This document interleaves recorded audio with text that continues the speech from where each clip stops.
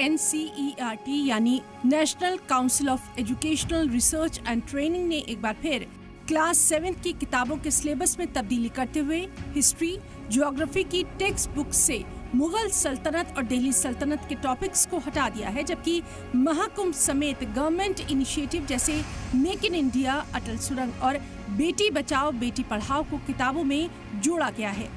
NCERT के इस कदम पर खुद को मुगल बादशाह बहादुर शाह जफर का पोता बताने वाले और हैदराबाद में रहने वाले प्रिंस याकूब हबीबुद्दीन तुसी ने क्या कुछ कहा, आपको दिखाते हैं।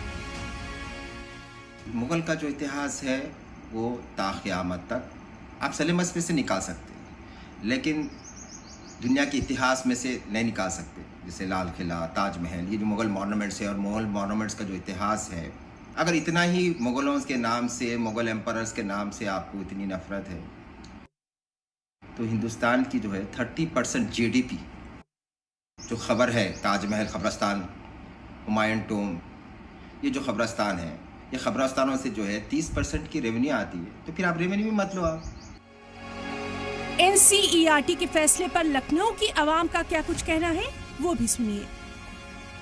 ये मुगलों का इतिहास खत्म कर देंगे, नाम बदल देंगे, मुगल सराय का नाम बदल देंगे। नाम बदलने की एक परंपरा चल रही है, किताबों से भी नाम बदल लें।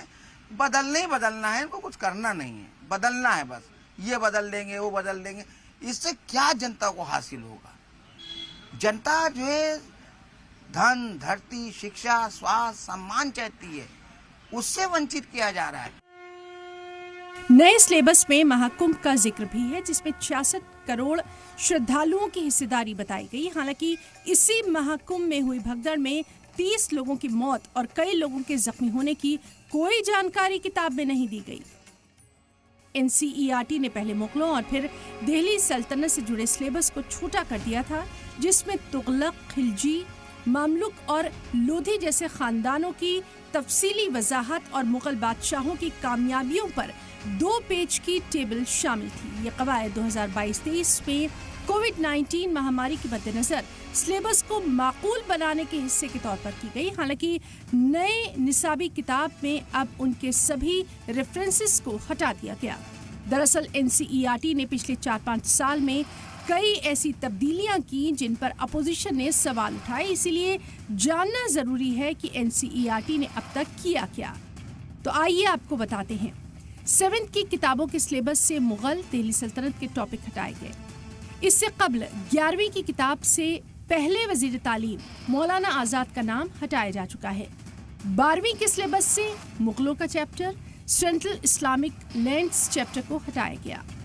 कांग्रेस, कम्युनिस्ट और जनसंघ से जुड़े सिलेबस भी हटाए जा चुके हैं। RSS पर पाबंदी, गांधी के कत्ल की कोशिश के पैराग्राफ भी हटाए गए हैं। 2002 गुजरात फसदात के बाप से एंटी मुस्लिम लफ्ज हटाया गया है। तो हिंदी किताब से फिराक गोरखपुरी की गजल भी हटाई गई है। कुल मिलाकर हाल के दिनों में मुल्क भर में मुगलों के नाम पर जिस तरह की सियासत देखने को मिल रही है, शायद इसका असर NCERT पर भी पड़ता दिखाई दे रहा है। लखनऊ से अतीक अहमद के साथ दिल्ली से नदीम अहमद की रिपोर्ट।